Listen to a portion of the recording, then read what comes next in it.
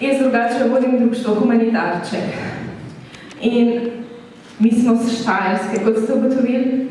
In za nas je bila ogromna zmaga že ta nominacija, ker je to pomenilo, da smo v desetletju prišli prek Trojan. Da so nas slišali še nekje drugje, ko pa sam do Pohorja. Ker veste, mi smo štumf društvo. Mi v resnici zbiramo soleje, niveje, tople odeje. In to ponavadi tako, da ne dovolimo, da se objavljajo slike starostnikov. To pa medijem ponavadi ni zelo zanimivo.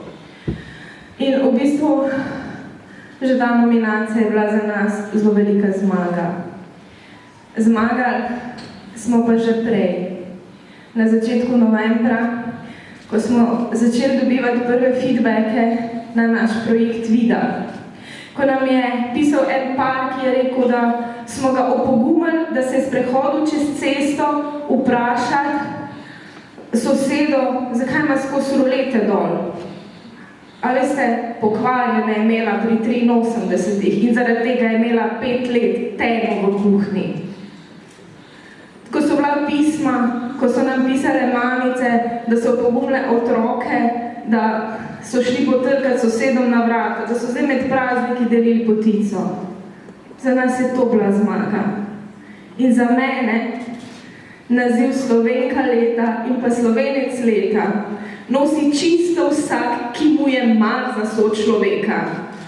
Čisto vsaka od nominirank in dejansko čisto vsak, ki mu ni vse, kak ljudje živijo. Zaradi tega, ker ne boste verjeli, to je v tem času ena dost redka vrlina. Si pa sama želim, da bi lahko ta kipec čez 2, 3, 5, 10 let predala naprej.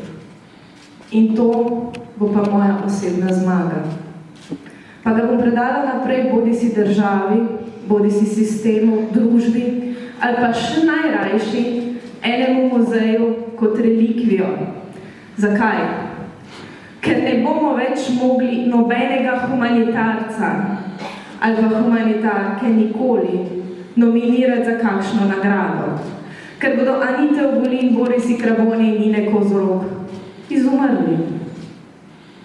Ker bosta država in družba skupaj tvorila mrežo, ki bo tako neprebojna, da enostavno nihče ne bo mogel zdrsniti na tla.